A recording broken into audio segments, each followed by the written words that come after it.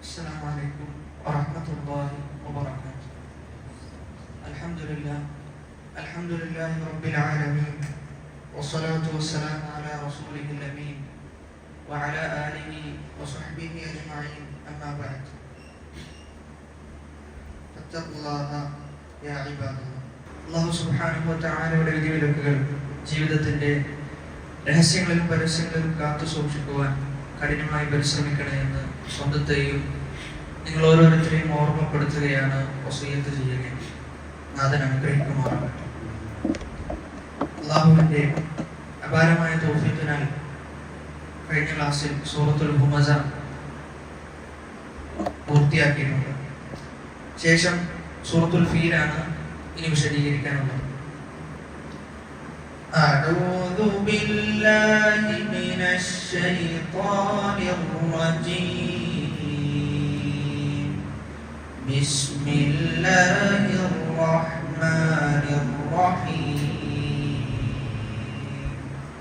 ألم تر كيف فعل ربك بأصحاب الفيل ألم يجعل كيدهم في تضليل وأرسل عليهم طيرا أبابيل ترميهم بحجارة من سجيل فجعلهم كعصف مأكول. സൂറത്തുൽ ഫീൽ എന്ന പേരിലാണ് ഈ സൂറത്ത് അറിയപ്പെടുന്നത്. സൂറത്ത് അവതീർണമായിട്ടുള്ളത് മക്കയിലാണ്. സ്വാഭാവികമായും ആനപ്പടയുമായി ബന്ധപ്പെട്ടുള്ള സൂറത്തായതുകൊണ്ട് തന്നെ അത് മക്കയിൽ തന്നെയാണ് അവതീർണമായിട്ടുള്ളത് എന്ന്. ഈ സൂറത്തിന്റെ ലക്ഷ്യങ്ങൾ പരിശോധിച്ചു നോക്കിയാൽ ഒന്നാമത്തേത് ബയാനു മാ ഫുഇല ബി അസ്ഹാബിൽ ഫീൽ. എന്താണ് അസ്ഹാബുൽ ഫീലിലെ ആളുകളെ അല്ലാഹു സുബ്ഹാനഹു വ തആല ചെയ്തത് എന്നാണ്. അല്ലാഹു എന്ത് പര്യവസാനമാണ് ആനപ്പടയുടെ ആളുകൾക്ക് നൽകിയത് എന്നതിനെ ഈ സൂറത്തിൽ വിശദീകരിക്കുന്നുണ്ട്. രണ്ടാമത്തേത് തസ്ബീതുൽ മുഅ്മിനീന അലൽ ഹഖ്. മുഅ്മിനീങ്ങളെ ഹക്കിൽ സത്യത്തിന്റെ പാതയിൽ ഉറപ്പിച്ചു നിർത്തുക എന്നതും ഈ സൂറത്തിന്റെ ലക്ഷ്യമായി പ്രതിപാദിക്കപ്പെട്ടിട്ടുണ്ട് എന്നതാണ്. ആദ്യത്തെ ആയത്തിലേക്ക് പ്രവേശിക്കുകയാണ് എങ്കിൽ അലം തറ കൈഫ ഫഅല റബ്ബുക ബി അസ്ഹാബിൽ ഫീൽ. അല്ലാഹു സുബ്ഹാനഹു വ തആല ചോദ്യം ചോദിച്ചുകൊണ്ടാണ് ആരംഭിക്കുന്നത്.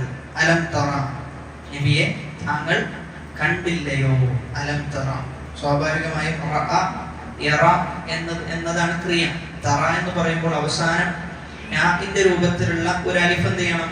വരണം. ലം എന്ന ഫിഅൽ വന്നതുകൊണ്ട് അത് കളഞ്ഞു പോയിട്ടുണ്ട്. അപ്പൊ അലം തറ, നബിയെ താങ്കൾ കാണുന്നില്ലേ? കൈഫ എങ്ങനെയാണ്? ഫഅല റബ്ബുക നിന്റെ റബ്ബ് പ്രവർത്തിച്ചത്. ആരോട്? ബി അസ്ഹാബിൽ ഫീൽ, ഫീലിന്റെ ആനപ്പടയോട് എങ്ങനെയാണ് നിന്റെ റബ്ബ് പ്രവർത്തിച്ചത് എന്ന് നീ കാണുന്നില്ലേ എന്നാണ് ആയത്തിന്റെ അർത്ഥം. അപ്പൊ ഇവിടെ ആനപ്പടയാളികൾ എന്ന് പറയുമ്പോൾ സ്വാഭാവികമായിട്ടും നമുക്കറിയാം അബുസീനിയക്കാരനായ അബ്രഹത്ത്, യമനിലെ രാജാവാണ് അദ്ദേഹം. അപ്പൊ അദ്ദേഹത്തെ കുറിച്ചാണ് എന്ത് ചെയ്യുന്നത്? പ്രതിപാദിക്കുന്നത്. അദ്ദേഹമാണ് ആര്?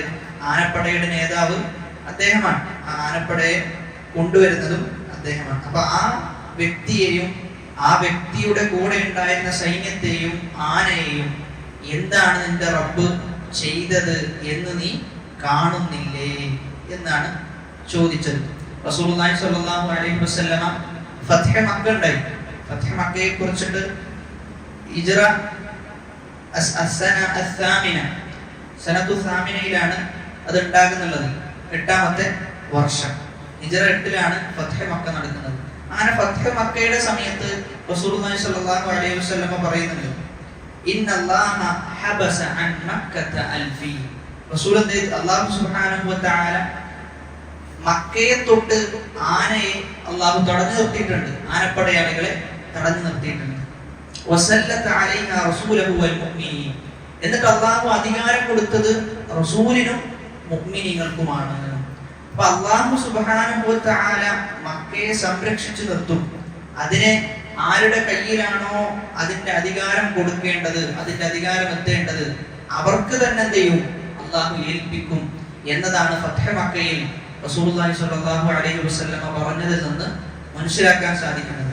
എന്നിട്ട് റസൂൽ പറയുന്നുണ്ട്, ഫഇന്നഹാ ലാ തഹില്ലു ലി അഹദിൻ കാന ഖബ്ലി, എന്റെ മുമ്പുള്ള ഒരാൾക്കും അനുവദനീയമായിട്ടില്ല.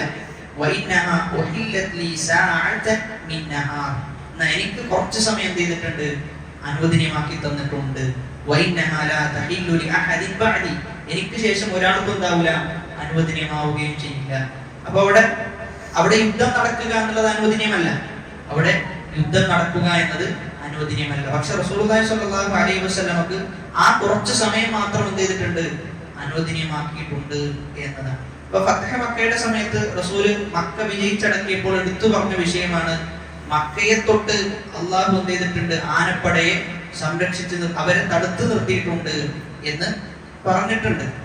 അതേപോലെ തന്നെ ഈ ആയത്തില് റസൂലുള്ളാഹി സ്വല്ലല്ലാഹു അലൈഹി വസല്ലമയോടാണ് ഖിതാബ്, അഭിസംബോധന നടത്തുന്നത് റസൂലിനോടാണ്. പക്ഷെ മൊത്തം ഉമ്മത്തിനുള്ള അഭിസംബോധനം കൂടിയാണ്. നിങ്ങൾ കാണുന്നില്ലേ എന്ന അർത്ഥം കൂടി എന്ത് ചെയ്യാൻ പറ്റും? നമുക്കിവിടെ മനസ്സിലാക്കാൻ പറ്റും. എന്താണ് അള്ളാഹു ആനപ്പടയാളികളെ ചെയ്തത്? അത് ഓർത്തുകൊണ്ട്, അള്ളാഹുവിന്റെ അനുഗ്രഹത്തെ ഓർത്ത് എന്തുകൊണ്ട് നിങ്ങൾ അള്ളാഹുവിനെ മാത്രം ആരാധിക്കുന്നില്ല എന്ന ഒരു ആശയം കൂടി എന്ത് ചെയ്യും? ആ ആയത്തിൽ നിന്ന് ലഭ്യമാകും എന്നതാണ്.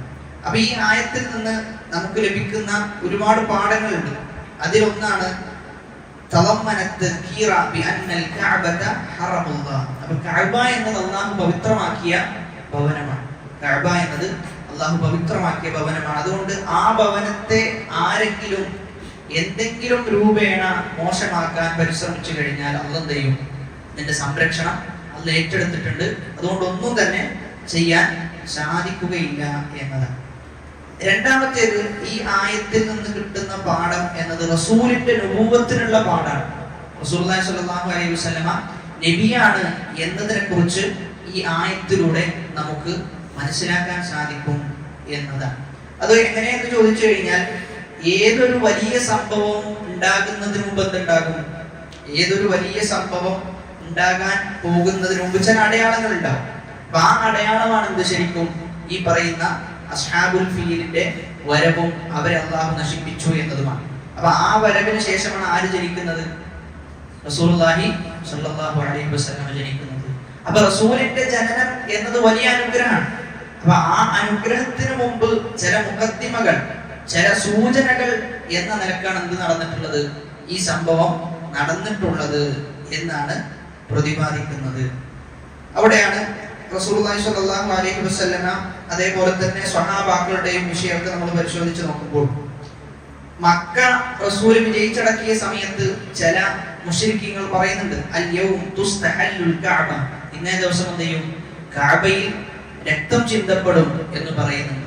ആ സമയത്താണ് റസൂലുള്ളാഹി സ്വല്ലല്ലാഹു അലൈഹി വസല്ലം മറുപടി കൊടുക്കുന്നത്, ഹാദാ യൗമുൻ യുഅദ്ദിമുല്ലാഹു ഫീഹിൽ കഅബ, ഇന്നേ ദിവസം കഅബയെ അല്ലാഹു ആദരിക്കുന്ന ദിവസമാണ് എന്നാണ്. അപ്പൊ കഅബ ആദരിക്കപ്പെടുന്നത് അല്ലാഹു റസൂലിന്റെയും സ്വഹാബത്തിന്റെയും കരങ്ങളിലേക്ക് ആ കഅബയുടെ സംരക്ഷണം ലഭിക്കുന്നതോടുകൂടിയാണ്. ഈ ആയത്തിൽ റസൂലുള്ളാഹി സ്വല്ലല്ലാഹു അലൈഹി വസല്ലമക്ക് പ്രവാചകത്വമുണ്ട് എന്നതിനുള്ള ഒരു തെളിവായി കൊണ്ടാണ് ഈ ആയത്ത് പറയപ്പെടുന്നത്. അതേപോലെ തന്നെ അവിടെ നമുക്ക് കാണാൻ പറ്റും, അലം തറ കൈഫ ഫഅല റബ്ബുക, ഫഅല റബ്ബുക, നിന്റെ റബ്ബ് പ്രവർത്തിച്ചത് എന്ന്. അപ്പൊ നിന്റെ റബ്ബ് പ്രവർത്തിച്ചു എന്ന് എടുത്തു പറയുമ്പോൾ, അതായത് റസൂലുള്ളാഹി സ്വല്ലല്ലാഹു അലൈഹി വസല്ലമയുടെ റബ്ബ് പ്രവർത്തിച്ചു എന്ന് എടുത്തു പറയുമ്പോൾ അവിടെ റസൂലിനുള്ള ആദരവുണ്ട്. അവിടെ റസൂലിനുള്ള ആദരവുണ്ട്. അതേപോലെ തന്നെ റസൂലിന്റെ നുബുവത്തിനുള്ള ഒരു സൂചനയും ആ ആയത്തിൽ നിന്ന് നമുക്ക് മനസ്സിലാക്കാൻ സാധിക്കും എന്നതാണ്. അപ്പൊ ഈ ആയത്തിൽ നിന്ന് റസൂല് നബിയാണ് എന്നതിനുള്ള ഒരു സൂചന ഇതിലുണ്ട് എന്നാണ് പറയപ്പെടുന്നത്. ഇനി ഈ ആയത്ത് വായിച്ചു നോക്കുമ്പോൾ സ്വാഭാവികമായിട്ടും ചില സംശയങ്ങൾ ഉണ്ടാകും. ഒന്നാമത്തേത്, അലം തറ എന്നാണ് പ്രയോഗിച്ചിട്ടുള്ളത്. റസൂലെ, താങ്കൾ കണ്ടില്ലയോ എന്നാണ്. റസൂല് കണ്ടിട്ടുണ്ടോ? റസൂല് കണ്ടിട്ടില്ല. പക്ഷെ റസൂലിനോട് കണ്ടില്ലയോ എന്ന് ചോദിക്കാൻ കാരണം അത് റസൂല് ജനിക്കുന്നത് ആ വർഷമാണ്, ജനിക്കുന്നതിന് മുമ്പാണ് ഈ സംഭവം ഉണ്ടാകുന്നത്. അത് റസൂൽ ഒരുപാട് ആളുകളിൽ നിന്ന് എന്ത് ചെയ്തിട്ടുണ്ട്, കേട്ടിട്ടുണ്ട്. ആ സംഭവം ഒരുപാട് ആളുകളിൽ നിന്ന് കേട്ടിട്ടുണ്ട്. അതേപോലെ തന്നെ അത് വിശുദ്ധ ഖുർആനിൽ പ്രതിപാദിക്കുകയും ചെയ്യും. അപ്പൊ ഒരു കാര്യം അത് ഗണ്ഡിതമായി ഒരുപാട് ആളുകൾ നമ്മോട് പറയുന്നത് കേൾക്കുന്നു, അത് നടന്നു എന്ന് നമുക്ക് ഉറപ്പുണ്ട് എങ്കിൽ അത് കണ്ട രൂപത്തിലാണ്, അത് കണ്ട രൂപത്തിലാണ്. അതുകൊണ്ടാണ് അങ്ങനെ പ്രയോഗിച്ചത് എന്നാണ്. അലം തറ, നബിയെ താങ്കൾ കണ്ടില്ലയോ എന്ന് പ്രയോഗിക്കാൻ കാരണം. ഫകാനൽ ഇൽമുൽ ഹാസിലു ബിഹി ദറൂറിയൻ മുസാവിയൻ ഫിൽ ഖുവ്വതി വൽ ജലാലി ലിർറുയ. അപ്പോൾ അതിൽ ലഭിക്കുന്ന അറിവ് എന്നത് ഗണ്ഡിതമായ അറിവാണ്, ഗണ്ഡിതമായ അറിവാണ് അതിലൂടെ ലഭിക്കുന്നത്. അതുകൊണ്ടാണ് ആ രൂപത്തിൽ പ്രയോഗിച്ചത് എന്ന് നമുക്ക് കാണുവാൻ സാധിക്കും. അതേപോലെ തന്നെ സൂറത്തു യാസീനിലെ 31-ാമത്തെ ആയത്തിലും അല്ലാഹു ഇങ്ങനെ ഇതേ രൂപത്തിൽ പ്രയോഗിച്ചതായി നമുക്ക് കാണാൻ പറ്റും.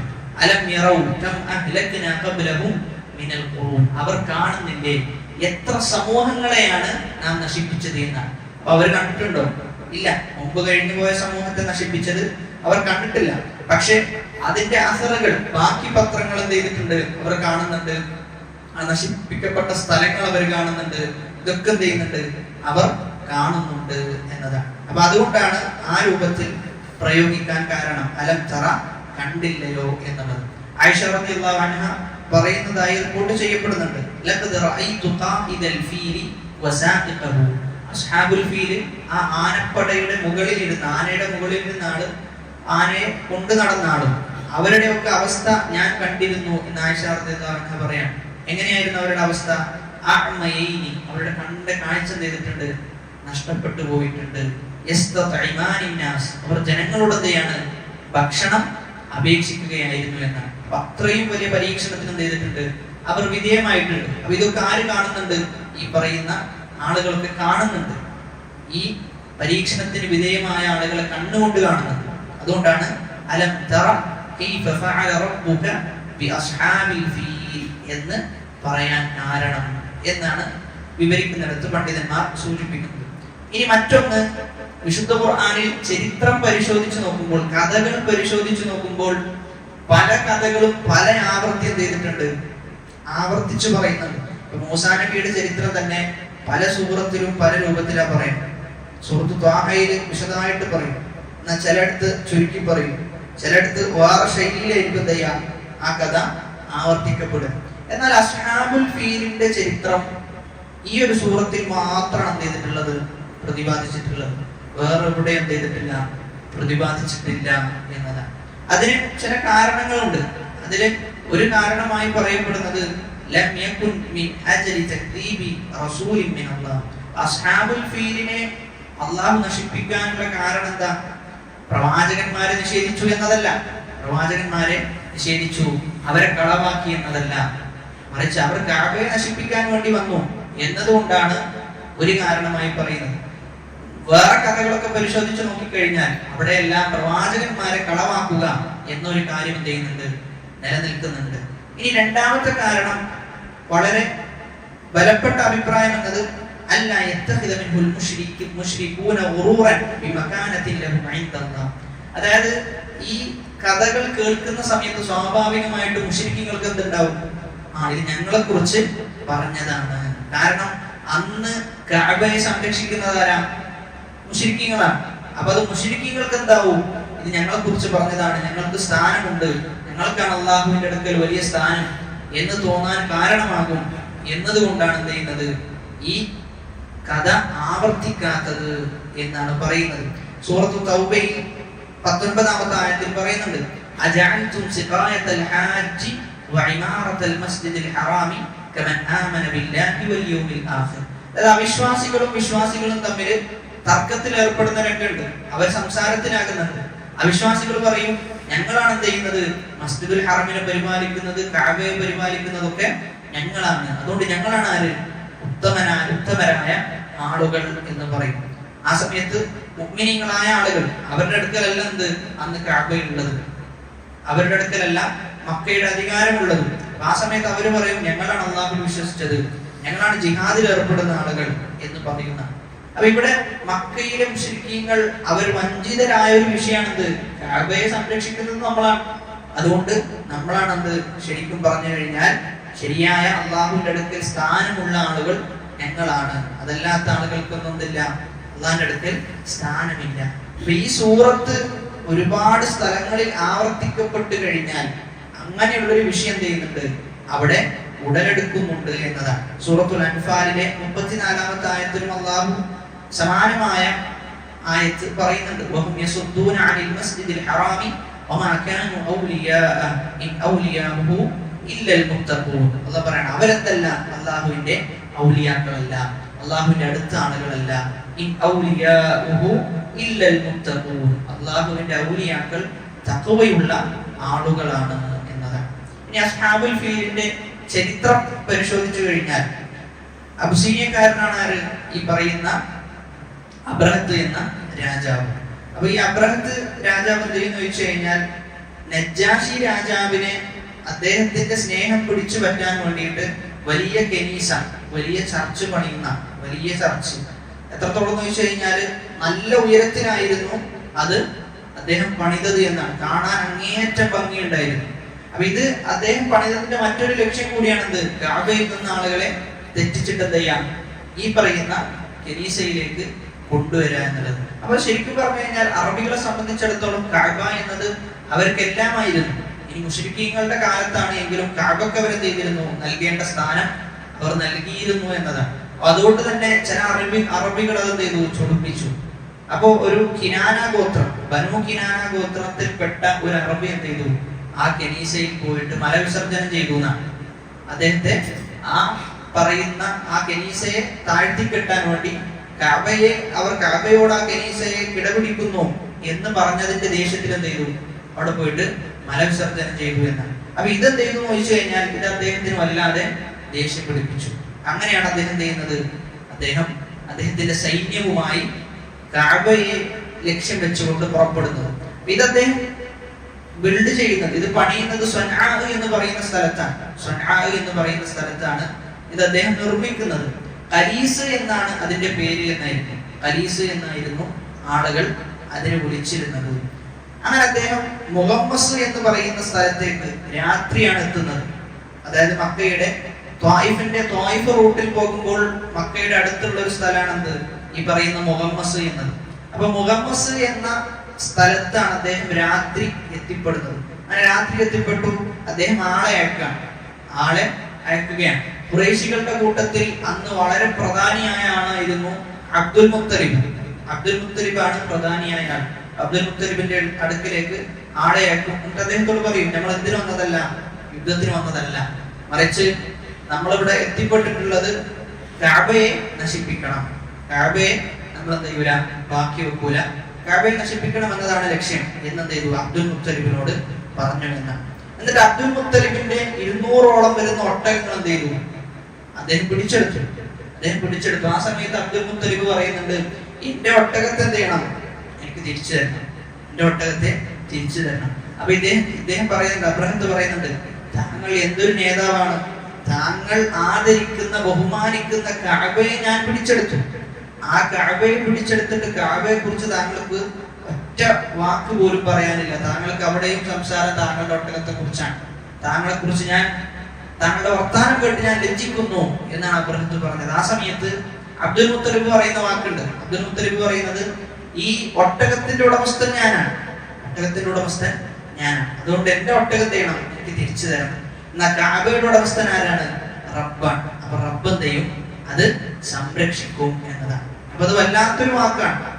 കഅബയുടെ സംരക്ഷകൻ അല്ലാഹു സുബ്ഹാനഹു വ തആലയാണ്. അതുകൊണ്ട് അല്ലാഹ് എന്ത് ചെയ്യും, അത് സംരക്ഷിക്കും എന്ന ഉറച്ച ബോധ്യത്തിൽ നിന്നായിരുന്നു അദ്ദേഹം സംസാരിച്ചത് എന്നാണ്.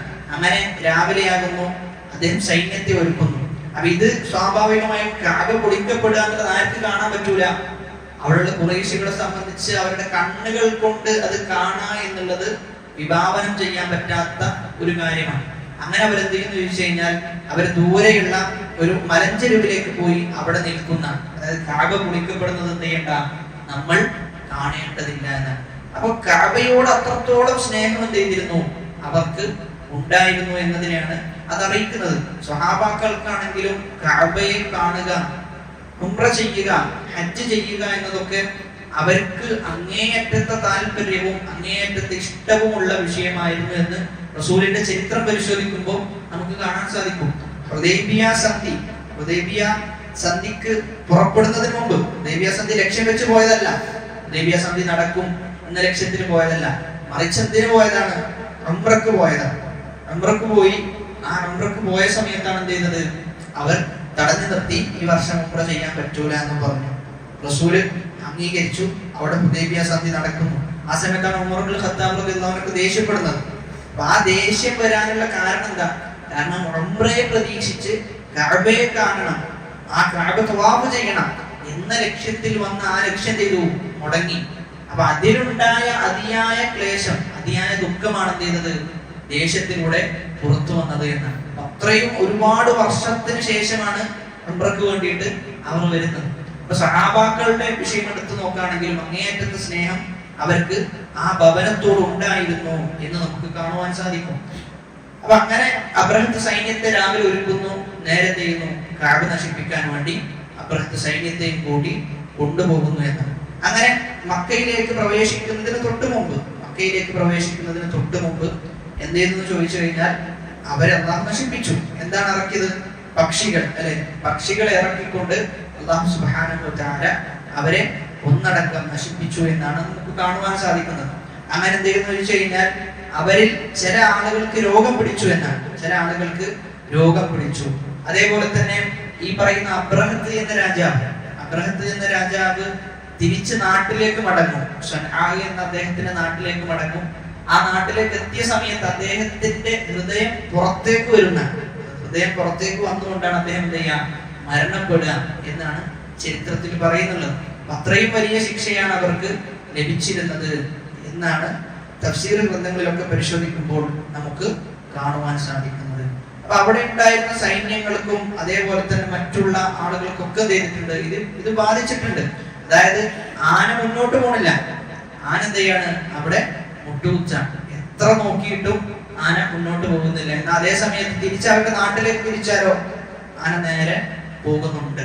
എന്നാൽ കഅബയിലേക്ക് തിരിക്കുമ്പോൾ അത് പോകുന്നില്ല എന്നതാണ്. കഅബയുടെ ഭാഗത്തേക്ക് തിരിക്കുമ്പോൾ, അതായത് പറയപ്പെടുന്നത് അവർ കഅബയുടെ അടുത്ത് പോലും എത്തിയിട്ടില്ല എന്നുള്ളതാണ്. അതായത് മക്കയുടെ അടുത്തുള്ള ബത്തുൽ വാദി എന്ന സ്ഥലത്ത് വെച്ച് തന്നെ എന്ത് ചെയ്തിട്ടുണ്ട്? അവരെ നശിപ്പിച്ചിട്ടുണ്ട് എന്നതാണ് ചരിത്രം. കാരണം കഅബ എന്നത് അള്ളാഹു പവിത്രമാക്കിയ ഭവനമാണ്. ആ ഭവനത്തെ യാതൊന്നും ചെയ്യാൻ അവരെ കൊണ്ട് സാധിക്കുകയില്ല എന്നതാണ് ചരിത്രം നമ്മെ ഓർമ്മപ്പെടുത്തുന്നത് എന്നാണ്. എന്നാൽ കഅബ പൊളിക്കപ്പെടുന്ന അവസ്ഥ ഉണ്ടാകും. ഒരു സൈന്യം കഅബയെ നശിപ്പിക്കാൻ വേണ്ടി വരുന്ന ആ സൈന്യം കഅബയെ നശിപ്പിക്കാൻ വേണ്ടി വരും. പക്ഷെ ആ സൈന്യത്തെ അള്ളാഹു പിടിച്ചു കെട്ടും. അവസാനം ഖിയാമത്ത് നാളിന്റെ ആ സന്ദർഭമാണ്. അള്ളാഹു സുബ്ഹാനഹു വ തആല അതിനെ പിടിച്ചു കെട്ടുന്ന. എന്നിട്ട് രണ്ടാമതും ആ സൈന്യം വരും. ആ രണ്ടാമത്തെ വരവിൽ അവരെന്ത് ചെയ്യും? കഅബയെ പൊളിക്കും എന്നതാണ് ഖിയാമത്ത് നാളിന്റെ അടയാളമായി പറയപ്പെട്ടിട്ടുള്ളത്. എന്ന് പറയുന്ന ഒരു മനുഷ്യനായിരിക്കും പൊളിക്കാൻ. അദ്ദേഹം കാണാൻ ഒരു വികൃത രൂപമുള്ള ഒരു മനുഷ്യനാണ്. അദ്ദേഹത്തിന്റെ കണങ്കാല് രണ്ടും ചെറിയ രൂപത്തിൽ, ഒരു മുടന്തുള്ള രൂപത്തിലാണ് അദ്ദേഹം ഉള്ളത്. അങ്ങനെയുള്ള ഒരാളാണ് എന്ത് ചെയ്യാ? അത്രയും നിന്ദ്യനായ ഒരാളും അദ്ദേഹത്തിന്റെ കൂട്ടത്തിൽപ്പെട്ട ചില സൈന്യങ്ങൾ കൂടിയിട്ടാണ് കഅബയെ നശിപ്പിക്കുക എന്നതാണ് ഹദീസുകളിൽ ഇമാം ബുഖാരിയും മുസ്ലിമും ഉദ്ധരിക്കുന്ന ഹദീസിൽ നമുക്ക് കാണാൻ സാധിക്കും. അവിടെയാണ് ആയിഷ റളിയല്ലാഹു അൻഹ ചോദിക്കുന്നുണ്ട്, അതായത് കഅബയെ പൊളിക്കാൻ വേണ്ടി ഇവർ വരുമ്പോൾ ഖിയാമത്ത് നാള് ഉണ്ടായി, അതിനുശേഷം ഖിയാമത്ത് നാള് ഉണ്ടാകുന്നതിന് മുമ്പ് വലിയ അടയാളങ്ങളൊക്കെ സംഭവിക്കും. ദജ്ജാൽ വരിക, ഈസാ നബി വരിക. അപ്പൊ അതൊക്കെ കഴിഞ്ഞിട്ടാണ് എന്ത് ചെയ്യാ? ഇത് സംഭവിക്കുക എന്നാണ് പറയപ്പെടുന്നത്. അപ്പൊ അങ്ങനെ ഇവർ കഅബയെ പൊളിക്കാൻ വരുമ്പോൾ അവിടെയാണ് ആയിഷ റളിയല്ലാഹു അൻഹ ചോദിക്കുന്നത്, കഅബയെ പൊളിക്കാൻ വരുമ്പോൾ സ്വാഭാവികമായിട്ടും ആ കൂട്ടത്തിൽ ആരുണ്ടാവും? ആ കൂട്ടത്തിൽ കഅബയെ പൊളിക്കണം എന്നൊന്നും ലക്ഷ്യമില്ലാത്ത ആളുകളുണ്ടാവും. അപ്പൊ അവരും കൂടി ഈ ശിക്ഷക്ക് അർഹമാവുകയില്ലേ എന്നാണ് ആയിഷ റളിയല്ലാഹു അൻഹ ചോദിക്കുക. അതായത് ആദ്യത്തെ വരവിൽ അവരെന്ത് ചെയ്യും? അള്ളാഹു നശിപ്പിക്കുമല്ലോ. അപ്പൊ ഇവര് വരുന്ന വഴി ഒരു കച്ചവട മാർഗത്തിലൂടെയാണ് വരിക. അപ്പൊ അവിടെ കൂട്ടത്തിൽ കഅബയെ നശിപ്പിക്കണം എന്നൊന്നും യാതൊരു ലക്ഷ്യവും ഇല്ലാത്ത ആളുകളുണ്ട്. അവരും നശിക്കുമല്ലോ എന്ന് ആയിഷ റളിയല്ലാഹു അൻഹ ചോദിക്കും. ആ സമയത്താണ് റസൂലുള്ളാഹി സ്വല്ലല്ലാഹു അലൈഹി വസല്ലം പറയുന്നത്, യുബഅസു അലാ നിയ്യാതിഹിം, അവരെ കൂട്ടത്തിൽ തന്നെ നശിപ്പിക്കപ്പെടും. പക്ഷെ എന്തൊരു നിയ്യത്താണോ അവർക്ക് ഉണ്ടായിരുന്നത്, ആ നിയ്യത്തിലാണ് എന്ത് ചെയ്യുക, അവരെ അല്ലാഹു നാളെ ഉയർത്തെഴുന്നേൽപ്പിക്കുക എന്നാണ് റസൂലുള്ളാഹി സ്വല്ലല്ലാഹു അലൈഹി വസല്ലം പറയുന്നത്. അവസാന കാലമാകുമ്പോൾ കഅബ നശിപ്പിക്കപ്പെടും എന്നതാണ്. അത് വലിയ അടയാളങ്ങളിൽ പറയപ്പെട്ട ഒരു വിഷയമാണ്. അത് എപ്പോഴാണ് എന്ന് നിർണിതമാക്കി പറഞ്ഞിട്ടില്ല. ഈസാ നബി അലൈഹി സ്വലാത്തു വസ്സലാമിന് മുമ്പാണോ ശേഷമാണോ എന്നൊന്നും ഗണ്ഡിതമായി വന്നിട്ടില്ല. നശിപ്പിക്കും എന്നത് ചെയ്തിട്ടുണ്ട്, ഹദീസിൽ വന്നതായി നമുക്ക് സൂചിപ്പിക്കാൻ പറ്റും. അപ്പൊ അതാണ് ഒന്നാമത്തെ ആയത്തിൽ നിന്ന് നമ്മൾ മനസ്സിലാക്കേണ്ടത്. അലം തറ കൈഫ ഫഅല റബ്ബുക ബി അസ്ഹാബിൽ ഫീൽ. എന്നിട്ട് അല്ലാഹു പറയാണ്, അലം യജ്അൽ കൈദഹും ഫീ തദ്ലീൽ. അലം യജ്അൽ, അല്ലാഹു ആക്കിയില്ലേ, അലം യജ്അൽ, അല്ലാഹു ആക്കിയില്ലേ, കൈദഹും, കൈദ് എന്ന് പറഞ്ഞു കഴിഞ്ഞാൽ തന്ത്രം, അവരുടെ തന്ത്രത്തെ അല്ലാഹു ആക്കിയില്ലേ, എന്തിൽ ഫീ തദ്ലീൽ, പിഴവിലാക്കിയില്ലേ എന്നാണ്. അപ്പൊ അവരുടെ തന്ത്രത്തെ, അവരെന്തൊരു കുതന്ത്രമാണോ മെനഞ്ഞത്, അതിനെന്ത് ചെയ്തു, അല്ലാഹു പാഴാക്കി കളഞ്ഞു. ഒന്നും ചെയ്യാൻ പറ്റാത്ത രൂപത്തിലാക്കി അവരല്ലാഹു തിരിച്ചു മടക്കി എന്നതാണ്. അപ്പൊ അവിടെയാണ് നമ്മൾ മനസ്സിലാക്കേണ്ടത്, മുസ്ലിമീങ്ങളെ സംബന്ധിച്ചിടത്തോളം മുസ്ലിമീങ്ങൾക്ക് ഈമാൻ, കൃത്യമായ ഈമാൻ ഉണ്ട് എങ്കിൽ ഒരാളുടെ കുതന്ത്രം ദൈവ മുസ്ലിമീങ്ങൾക്ക് ബാധിക്കൂല. ചില ആളുകളൊക്കെ പറയുന്നത് മുസ്ലിമീങ്ങളുടെ ശക്തി, മുസ്ലിമീങ്ങളുടെ പ്രതാപം, ഇതൊക്കെ നഷ്ടപ്പെടാനുള്ള കാരണം ശത്രുക്കളുടെ കുതന്ത്രമാണ്. ശത്രുക്കൾ എന്ത് ചെയ്യുന്നുണ്ട്, ഒരുപാട് കുതന്ത്രങ്ങൾ പദ്ധതി ഇടുന്നുണ്ട്, അവരതിനു വേണ്ടി അജണ്ടകൾ ഒരുക്കുന്നുണ്ട്. ഇതൊക്കെയാണെന്ത് നശിക്കാനുള്ള കാരണം, മുസ്ലിം സമൂഹത്തിന്റെ പതനത്തിന് കാരണം എന്നാണ് പറയുന്നത്. പക്ഷെ ശരിക്കും നോക്കിക്കഴിഞ്ഞാൽ അങ്ങനെയല്ല. അല്ലാഹു സുബ്ഹാനഹു വ തആല വിശുദ്ധ ഖുർആനിൽ പറയുന്നത്, വഇൻ തസ്ബിറു, നിങ്ങൾ ക്ഷമിച്ചു കഴിഞ്ഞാൽ, വതത്തഖു, നിങ്ങൾ തഖ്വ പുലർത്തി കഴിഞ്ഞാൽ, ലാ യദുറുകും കൈദുഹും ശൈആ, അവരുടെ കുതന്ത്രം എന്ത് ചെയ്യൂല, യാതൊരു കുതന്ത്രവും നിങ്ങൾക്ക് വന്നു ഭവിക്കുകയില്ല എന്ന്. അപ്പൊ അല്ലാഹു സുബ്ഹാനഹു വ തആല പറഞ്ഞ കാര്യം, തഖ്വയുണ്ടോ അതേപോലെ തന്നെ ക്ഷമയുണ്ടോ, ശത്രുക്കളുടെ കുതന്ത്രം ചെയ്യൂല, മുസ്ലിമിനെ ബാധിക്കുകയില്ല എന്നാണ്. അപ്പൊ അലം യജ്അൽ കൈദഹും ഫീ തദ്ലീൽ, അല്ലാഹു ചെയ്തു അവരുടെ കുതന്ത്രത്തെ പാഴാക്കി കളഞ്ഞു എന്നതാണ്. അപ്പൊ ഇവിടെയാണ് നമ്മൾ മനസ്സിലാക്കേണ്ടത്, അല്ലാഹു സൈന്യത്തെ വിജയിപ്പിക്കണം എന്ന് ഉദ്ദേശിച്ചു കഴിഞ്ഞാൽ, അല്ലാഹു ഒരു കാര്യം ചെയ്യണം എന്ന് ഉദ്ദേശിച്ചു കഴിഞ്ഞാൽ പിന്നെ അതിനെന്ത് ചെയ്യാൻ പറ്റൂല, മറികടക്കാൻ പറ്റുകയില്ല എന്നാണ്.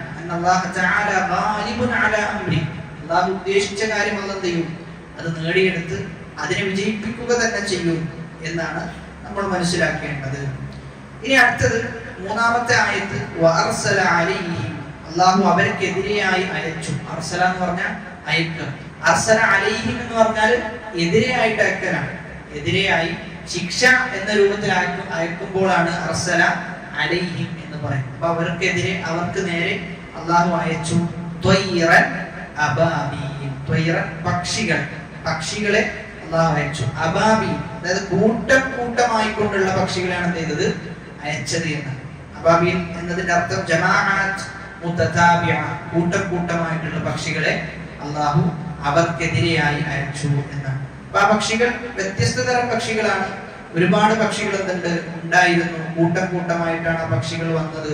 ഇനി ആ പക്ഷികൾ ഏത് രൂപത്തിലാണ് എന്നത് കൃത്യമല്ല, ഹദീസുകളിലൊന്നും എന്ത് ചെയ്തിട്ടില്ല, അങ്ങനെയുള്ള ഒരു പ്രതിപാദനം വന്നിട്ടില്ല. എന്നാൽ തഫ്സീറുകളിൽ എന്ത് ചെയ്തിട്ടുണ്ട്, ചർച്ച ചെയ്തിട്ടുണ്ട് എങ്ങനെയുള്ളതായിരിക്കും എന്നുള്ളത്. അപ്പൊ കൊക്കുകളെ പോലെയാണോ അതല്ലെങ്കിൽ എറവാടി പക്ഷികളെ പോലെയാണോ എന്നൊക്കെ അവിടെ ചർച്ചകൾ നമുക്ക് കാണുവാൻ സാധിക്കും.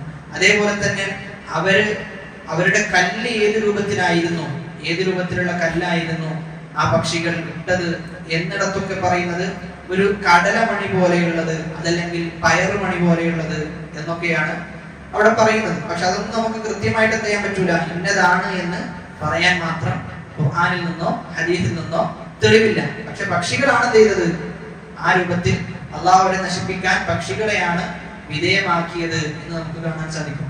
അവിടെ നമ്മൾ ആലോചിക്കേണ്ടത്, ചില സന്ദർഭത്തിൽ അല്ലാഹു സുബ്ഹാനഹു വ തആല വലിയ കാര്യങ്ങൾ ചെയ്യാൻ ചെറിയ കാര്യങ്ങളാണ് എന്ത് ചെയ്യാം, അള്ളാഹു വെച്ചു കൊടുക്കാണ്. ഇപ്പൊ വലിയ ആനപ്പടയാണ് നശിപ്പിക്കാൻ വേണ്ടിട്ട് അള്ളാഹു അയച്ചെന്താ? പക്ഷികളെയാണ്. ആനയും പക്ഷിയും തമ്മിൽ നമ്മൾ കണ്ടാൽ തന്നെ അറിയാം നല്ല വ്യത്യാസമുണ്ട്. അപ്പൊ ആ ആനയെ നശിപ്പിക്കാൻ വേണ്ടി പക്ഷികൾ, ആ പക്ഷികൾ ഇട്ട കല്ലാണെങ്കിൽ തന്നെ അത് ചെറിയ കല്ലുകളാണ് എന്നാണ് പറയുന്നത്. അപ്പൊ പലതും അങ്ങനെയാണ്. ചിലതൊക്കെ അല്ലാഹു സുബ്ഹാനഹു വ തആല ആ രൂപത്തിലാണ് ക്രമീകരിച്ചിട്ടുള്ളത്. അപ്പൊ അതിന് ഉദാഹരണം പറയുകയാണെങ്കിൽ മനുഷ്യന്മാർക്ക് മറമാടണം എന്നെങ്ങനെ തിരിച്ചറിഞ്ഞത്? കാക്കയിലൂടെയാണ്. മറമാടുന്ന രൂപം മനുഷ്യൻ തിരിച്ചറിഞ്ഞത് കാക്കയിലൂടെയാണ്. അതേപോലെ തന്നെ സുലൈമാൻ നബി അലൈഹിസ്സലാത്തു വസ്സലാമയുടെ മരണത്തെ കുറിച്ച് വിവരിക്കുന്നിടത്ത് സുലൈമാൻ നബിക്ക് സൈന്യത്തിൽ ആരുണ്ടായിരുന്നു? ജിന്നുകൾ ഉണ്ടായിരുന്നു. സൈന്യത്തിൽ സുലൈമാൻ നബി അലൈഹിസ്സലാത്തു വസ്സലാമിന് അദ്ദേഹത്തിന് കെട്ടിടങ്ങൾ പണിയുന്ന ജിന്നുകളുണ്ട്. അതേപോലെ തന്നെ കടലിന്റെ അടിയിൽ ആഴത്തിലേക്ക് ചെന്നുകൊണ്ട് അതിന്റെ മുത്തും പവിഴങ്ങളൊക്കെ പിറക്കിക്കൊണ്ടുവരുന്ന ജിന്നുകളുണ്ട്. കൊത്തുപണികൾ ചെയ്യുന്ന, നല്ല രൂപത്തിൽ കൊത്തുപണികൾ ചെയ്യുന്ന ജിന്നുകളുണ്ട്. അല്ലാഹു സുബ്ഹാനഹു വ തആല അദ്ദേഹത്തിന് നൽകിയ മുഅ്ജിസത്താണത് ജിന്നുകളെ ഏർപ്പാടാക്കി കൊടുത്തു എന്നാണ്. അപ്പൊ ആ ജിന്നുകളെ കുറിച്ച്, ജിന്നുകൾ എന്ത് ചെയ്തു എന്ന് ചോദിച്ചു കഴിഞ്ഞാൽ സുലൈമാൻ നബിയുടെ കൂട്ടത്തിലുള്ള മനുഷ്യന്മാരോട് പറഞ്ഞു, നമുക്ക് എന്തറിയാം? ഗൈബ് അറിയാം, നമുക്ക് ഗൈബ് അറിയാമെന്ന് ജിന്നുകൾ പറഞ്ഞു ഈ പറയുന്ന സുലൈമാൻ നബിയുടെ കൂട്ടത്തിലുള്ള മനുഷ്യന്മാരോട്. അപ്പൊ അത് അല്ലാഹു സുബ്ഹാനഹു വ തആല അവർക്ക് ഗൈബ് അറിയില്ല എന്ന് തെളിയിച്ചു കൊടുക്കുന്നത് ചെറിയ കാര്യത്തിലൂടെയാണ്. സുലൈമാൻ നബിയുടെ മരണം വിവരിക്കുന്നത് സുലൈമാൻ നബി നിസ്കരിക്കാൻ ഒരു വടി എന്ത് ചെയ്തിട്ടുണ്ട്? കുത്തിപ്പിടിച്ചിട്ടുണ്ട്. അപ്പൊ ആ നിസ്കരിക്കുന്ന സമയത്ത് നിസ്കരിക്കും, ഇവര് നിസ്കരിക്കുന്നതാണ് കാണും. ഇവര് സുലൈമാൻ നബിയുടെ സൈന്യത്തിലുള്ള ആളുകളാണല്ലോ ഈ പറയുന്ന ജിന്നുകൾ. സുലൈമാൻ നബിയെ സേവിക്കുക, സുലൈമാൻ നബിക്ക് വേണ്ട കാര്യങ്ങൾ ചെയ്തു കൊടുക്കുക എന്നതാണ് ഇവരുടെ ലക്ഷ്യം. ഇവര് ഒരുപാട് കാലം ചെയ്യുന്നുണ്ട്, ഇങ്ങനെ ചെയ്തു കൊടുക്കുന്നുണ്ട്, ചെയ്യേണ്ട കാര്യങ്ങളൊക്കെ ചെയ്യാൻ. അപ്പൊ ഇവര് നോക്കുന്ന സമയത്ത് സുലൈമാൻ നബി നിസ്കാരത്തിനാണ്. അങ്ങനെ കുറച്ച് കഴിഞ്ഞപ്പോഴാണ് ആ വടി എന്ത് ചെയ്യുന്നത്? ആ വടി പൊട്ടിപ്പൊളിഞ്ഞ് താഴേക്ക് വീണു. ആ വടി പൊട്ടാനുള്ള കാരണം എന്താ? ചെതലാണ്. അപ്പൊ ചെതലാണ് എന്ത് ചെയ്തത്? അവർക്ക് ആ കാര്യം അറിയിച്ചു കൊടുത്തത് എന്നാണ്. ചെതലാണ് എന്ത് ചെയ്തത്? സുലൈമാൻ നബി മരണപ്പെട്ടിട്ടുണ്ട് എന്ന് അറിയിച്ചു കൊടുത്തത്. അവിടെയാണ് ജിന്നുകൾ പറയുന്നത്, ഞങ്ങൾ ഇത്രയും വർഷം വെറുതെ ആയിപ്പോയല്ലോ ഞങ്ങൾ പണിയെടുത്തത് എന്നവർ പറയുന്നത്. അപ്പൊ അവിടെ അള്ളാഹു അവർക്ക് ബോധ്യപ്പെടുത്തി കൊടുക്കുന്നത് ചെറിയ കാര്യങ്ങൾ കൊണ്ടായിരുന്നു എന്നാണ്. വളരെ ചെറിയ കാര്യങ്ങൾ കൊണ്ടാണ് അവർക്ക് ഗൈബ് അറിയില്ല എന്നവർക്ക് ബോധ്യപ്പെടുത്തി കൊടുത്തത്. അപ്പൊ ചിലത് അങ്ങനെയാണ്, ചിലത് ആ രൂപത്തിലായിരിക്കും അള്ളാഹു ബോധ്യപ്പെടുത്തി കൊടുക്കുക എന്നത്. തുടരെ കൂട്ടമായിട്ടുള്ള പക്ഷികളെ അല്ലാഹു സുബ്ഹാനഹു വ തആല അവർക്കെതിരെയായി അയച്ചു. ഇവിടെ നമ്മൾ മനസ്സിലാക്കേണ്ടത് ചില വിഭാഗം ആളുകൾ ഇതിനെ നിഷേധിക്കുന്നുണ്ട്, ഇതിനെ വ്യാഖ്യാനിക്കുന്നുണ്ട്. പക്ഷികളൊക്കെ എങ്ങനെയാണ് കൊല്ലുക? അതൊക്കെ ബുദ്ധി വെച്ച് ആലോചിച്ച് നോക്കുമ്പോൾ അതൊന്നും ശരിയല്ലല്ലോ എന്ന് പറഞ്ഞിട്ട് അതിനെ വ്യാഖ്യാനിക്കുന്നുണ്ട്. ഇപ്പോഴും അങ്ങനെ വ്യാഖ്യാനിക്കുന്ന ആളുകളുണ്ട്. അമാനി മൗലവി റഹ്മഹുല്ലാ അദ്ദേഹത്തിന്റെ തഫ്സീറിൽ ഒരു ഭാഗം ഈ സൂറത്ത് വിശദീകരിക്കുന്നിടത്ത് അതിനാണ് ചെലവഴിച്ചിട്ടുള്ളത്. അവർ പറയുന്നത് വേറെ രൂപത്തിൽ ചരിത്രത്തെ മാറ്റിമറിച്ചുകൊണ്ട് അവരെന്ത് ചെയ്യുന്നുണ്ട്? ഇതിനെ വ്യാഖ്യാനിക്കുന്നതായി നമുക്ക് കാണാൻ സാധിക്കും. അവര് പറയുന്നത് ജബൽ ഖുബൈസ് എന്ന് പറയുന്ന ജബലിൽ നിന്ന് ഇവര് നിന്നിട്ട് എന്ത് ചെയ്തു? പാറകളെ തള്ളി. അങ്ങനെയാണ് ഈ പറയുന്ന അസ്ഹാബുൽ ഫീല് നശിച്ചത് എന്ന്. കാരണം ഇതിങ്ങനെ പക്ഷികളൊക്കെ വന്ന് ഇതായി പറയുമ്പോൾ എന്ത് ചെയ്യാൻ പറ്റൂല, അത് നമുക്ക് വിശ്വസിക്കാൻ പറ്റൂല. പിന്നെ അള്ളാഹുവിന്റെ കൗലിനെ തള്ളാനും പറ്റൂല. അള്ളാഹുവിന്റെ സംസാരം ആ ആയത്ത് ശരിയല്ല എന്ന് പറയാൻ പറ്റുമോ? ഇല്ലല്ലോ. അപ്പൊ എന്ത് ചെയ്യും? സ്വാഭാവികമായിട്ടും വ്യാഖ്യാനിക്കും. അങ്ങനെ വ്യാഖ്യാനിച്ചവർ കൂട്ടത്തിലുണ്ട്.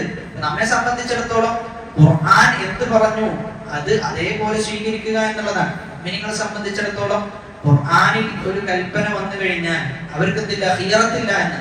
അവർക്ക് അവരുടെ ഇച്ഛ പറയുന്നത് എന്ത്, ബുദ്ധി പറയുന്നത് എന്ത് എന്നതിന് യാതൊരു ഖിയറത്തും തിരഞ്ഞെടുക്കാനുള്ള അവസരമില്ല. കാരണം മനുഷ്യന്റെ ബുദ്ധി എന്നത് വളരെ പരിമിതമാണ്. മനുഷ്യന്റെ ബുദ്ധി എന്നത് വളരെ പരിമിതമാണ്. എന്റെ ബുദ്ധി ആയിരിക്കില്ല നിങ്ങളുടെ ബുദ്ധിയും തമ്മിൽ തന്നെ എന്തുണ്ട്? ഏറ്റ വ്യത്യാസങ്ങൾ ഉണ്ട്. അപ്പൊ ആരെ ബുദ്ധി വെച്ചിട്ടാ സ്വീകരിക്കുക? ആരെ ബുദ്ധി വെച്ചിട്ട് അളക്കുക? അപ്പൊ അതിനൊന്നും എന്തുണ്ടാവില്ല, ഒരു മാനദണ്ഡം ഉണ്ടാവാത്തവരും എന്നാണ്. അവിടെയാണ് അലി ഇബ്നു അബീ ത്വാലിബ് റളിയല്ലാഹു അൻഹു ഹുഫയുടെ വിഷയമൊക്കെ പറയുന്നത്. ഹുഫയുടെ വിഷയമൊക്കെ വളരെ വ്യക്തമായി സൂചിപ്പിക്കുന്നത്. അപ്പൊ ദീനിനെ സംബന്ധിച്ചിടത്തോളം ബുദ്ധി അധിഷ്ഠിതമല്ല എന്ത് ദീൻ. അതായത് ബുദ്ധി വെച്ചിട്ട് ഒരു കാര്യം സ്ഥാപിക്കുക എന്നുള്ളതല്ല. മറിച്ച് ഖുർആനിൽ സ്ഥിരപ്പെട്ട് കഴിഞ്ഞാൽ, ഹദീസിൽ സ്ഥിരപ്പെട്ട് കഴിഞ്ഞാൽ സ്വാഭാവികമായിട്ടും ശരിയായ അർത്ഥത്തിലുള്ള ഒരു മനുഷ്യന് അത് എന്ത് ചെയ്യാൻ പറ്റും? സ്വീകരിക്കാൻ പറ്റും. സ്വീകരിക്കാൻ പറ്റുന്ന കോലത്തിലാണ് അല്ലാഹു സുബ്ഹാനഹു വ തആല നമ്മോട് കാര്യങ്ങളൊക്കെ പറഞ്ഞിട്ടുള്ളത് എന്ന്. നമ്മൾ വളരെയേറെ ശ്രദ്ധിക്കേണ്ട ഒരു വിഷയമാണ് ഈ ബുദ്ധി വെച്ച് വ്യാഖ്യാനിക്കുക എന്നത്. പലപ്പോഴും അത് നമ്മിലേക്ക് കയറി വരുന്നത് കുറച്ചൊക്കെ നമ്മൾ ദുനിയവിയായി ഉഷാറാകും, കുറച്ചൊക്കെ അത്യാവശ്യം സാമ്പത്തിക കാര്യങ്ങളൊക്കെ മെച്ചപ്പെടും. അങ്ങനെയൊക്കെ ഉണ്ടാകുമ്പോൾ നമ്മൾ ഈ രംഗത്തിൽ ഇങ്ങനെയൊക്കെ ആയി മാറും. ചില ആളുകൾ അതൊന്നും ബുദ്ധിക്ക് യോജിക്കുന്നില്ല, അതൊന്നും ഞാൻ എന്താണോ വിചാരിക്കുന്നത് അതിനൊരു യോജിപ്പില്ല എന്നാണ് പറയാം. അപ്പൊ അത് വളരെയധികം സൂക്ഷിക്കേണ്ട ഒരു കാര്യമാണ്. കാരണം ബുദ്ധിക്ക് യോജിക്കുന്നില്ല എന്ന് പറഞ്ഞു കഴിഞ്ഞാൽ പിന്നെ ഉണ്ടാകാൻ പോകുന്നത് ഖുർആൻ എന്ത് ചെയ്യാതെ വരും. ഖുർആനിന്റെ ആയത്തുകൾ വരെ പരസ്പര വൈരുദ്ധ്യങ്ങളായി തോന്നുന്ന അവസ്ഥയിലേക്ക് എത്തിപ്പെടും എന്നതാണ്. അങ്ങനെ ഹദീസ് നിഷേധം ഉണ്ടാവും, അവസാനം ഖുർആൻ നിഷേധിക്കുന്ന അവസ്ഥ ഉണ്ടാവും, ലാസ്റ്റ് എത്തിപ്പെടുക നിരീശ്വരവാദത്തിലേക്കാണ്. അപ്പൊ ആ ഒരു ചവിട്ടുപടി നമ്മൾ ഏറെ ശ്രദ്ധിക്കേണ്ട ഒരു വിഷയമാണ്.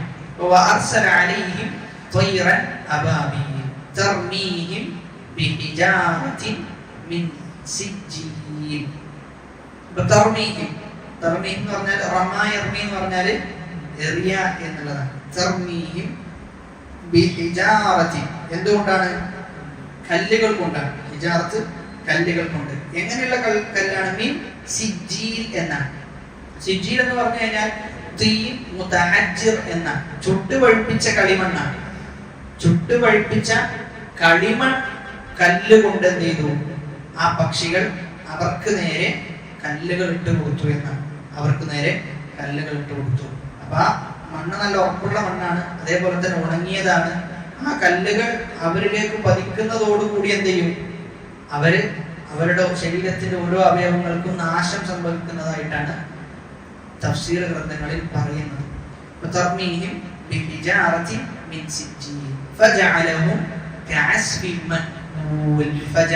അല്ലാഹു അവരെ ആക്കി. എന്താ ആക്കിയത്?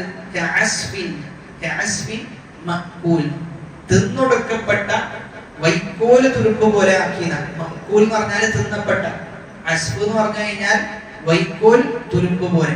അപ്പൊ നമുക്കറിയാം ഈ പശുക്കളൊക്കെ തിന്നു കഴിഞ്ഞാൽ അതൊന്നും ഉണ്ടാവും, തിന്നു കഴിഞ്ഞാൽ ഒരു രൂപം ഉണ്ടാവും, ആ കൂടി മൊത്തം ഒന്നില്ലാത്ത കോലത്തിലായിരിക്കും ഉണ്ടാവുക.